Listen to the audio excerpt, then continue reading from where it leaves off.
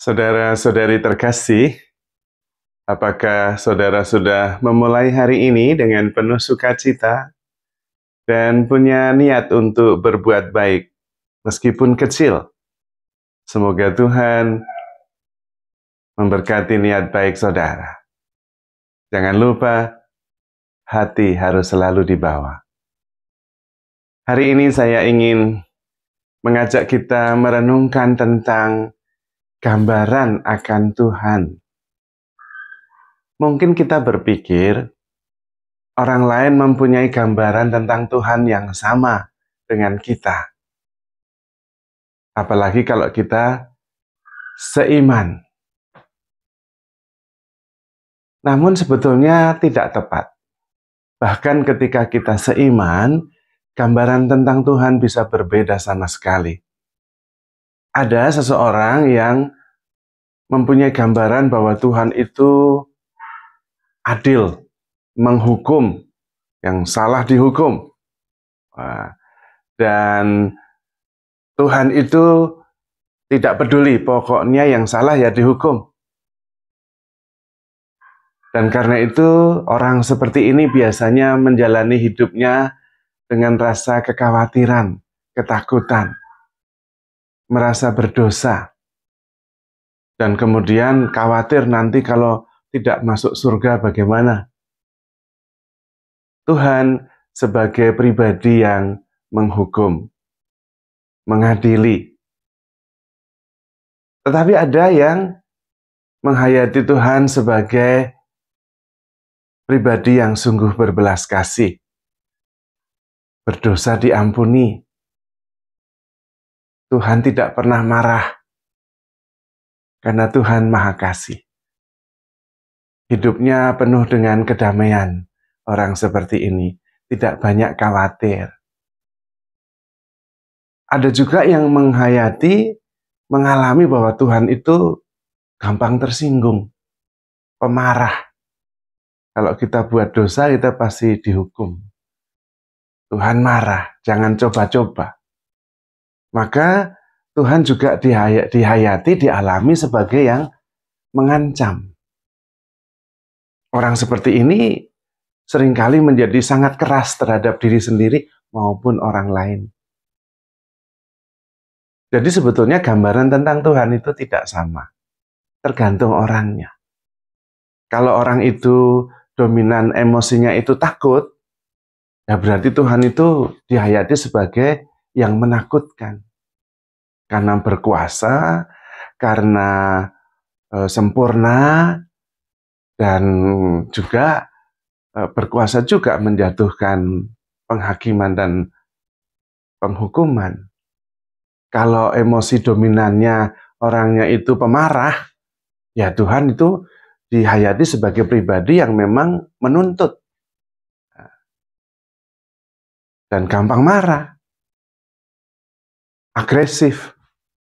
Maka orang yang dominan emosinya itu amarah, biasanya dia juga gampang marah.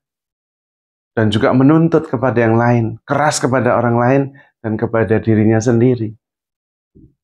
Namun, bagaimana sebetulnya yang harus kita lakukan, sikap dasar kita? Yang pertama, kita mesti sadar, Tuhan itu berbeda dengan kita. Tuhan itu tidak sama dengan kita. Dia ilahi. Maka kemudian jangan membayangkan Tuhan itu mengambil keputusan seperti kita. Dengan kriteria, dengan ukuran kita. Ukurannya ukuran Tuhan.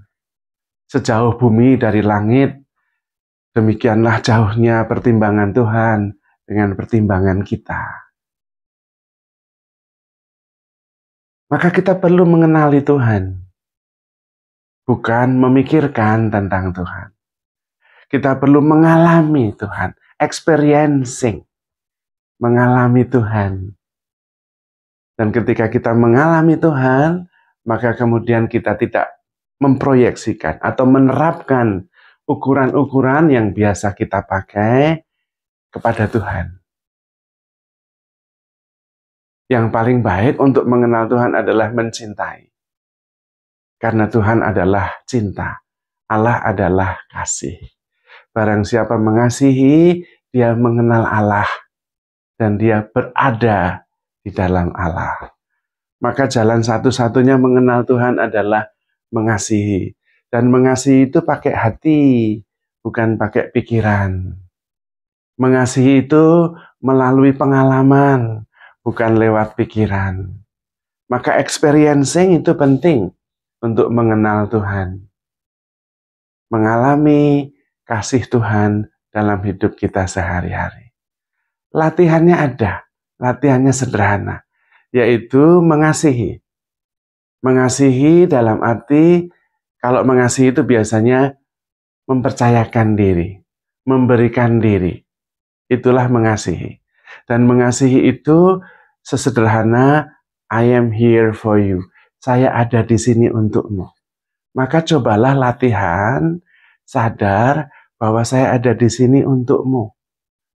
Dan dengan hati disampaikan kepada Tuhan.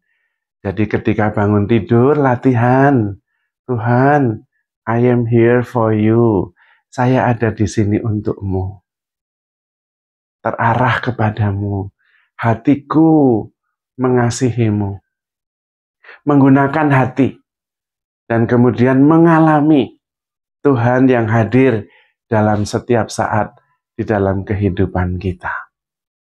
Nah, pada waktu itu kemudian pelan-pelan kemudian kita menjadi positif. Kemudian kita menjadi semakin terbuka dan semakin memahami. Karena ketika kita menggunakan hati, yang ada hanyalah memahami, mengerti dengan hati. Tetapi kalau menggunakan pikiran, kita kemudian menghakimi. Nah, kemudian cinta semakin jauh. Maka pelan-pelan kita hadir dalam setiap saat, sepenuhnya sadar dan hadir untuk Tuhan. Itulah latihan mengasihi. Maka kemudian pelan-pelan, saya bukan hadir, tetapi saya adalah kehadiran. Dan kehadiran yang penuh kasih. Pada waktu itulah Allah dialami sebagai yang hadir dan mengasihi kita. Terjadilah kesatuan di dalam sebuah kehadiran sepenuhnya.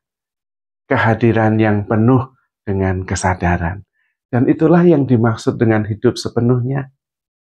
Bukan separuh-separuh, hadir sepenuhnya. Bukan separuh hadir, separuh berpikir. Karena berpikir selalu mengajak kita ke tempat lain. Mengajak kita kepada konsep. Dan lari dari mengalami. Nah, latihannya adalah pelan-pelan. Menjalani kehidupan ini dengan sebuah kehadiran penuh kesadaran. Pada waktu itu kemudian kita selalu menemukan sesuatu yang baru. Karena setiap peristiwa selalu baru. Tidak ada pengalaman yang terulang 2 kali. Yang ada adalah yang saya pikirkan sebagai sesuatu yang sama, berkali-kali, dan berulang-ulang. Maka tergantung kita. Kalau kita menghayati kehidupan ini berdasarkan pengalaman, mengalami dengan hati, maka selalu baru. Tetapi kalau mendekati peristiwa dengan pikiran, maka tidak ada yang baru di atas muka bumi ini. Dan mengalami Tuhan adalah mengalami kebaruan. Karena selalu atas dasar kasih yang mengalir dari hati. Maka saudara-saudari terkasih, bagaimana Tuhan tergantung bagaimana kita mengalaminya. Tuhan tidak selalu sama dalam diri pribadi di antara kita. Tergantung bagaimana kita mengalami pengalaman akan Tuhan itu. Maka saudara-saudari terkasih, mari kita belajar mencintai sepenuh hati. Karena di situ kita akan berjumpa dengan Tuhan yang selalu ada bersama kita. Maka saudara-saudari terkasih, Handle yourself with care because you are loved. Tuhan memberkati.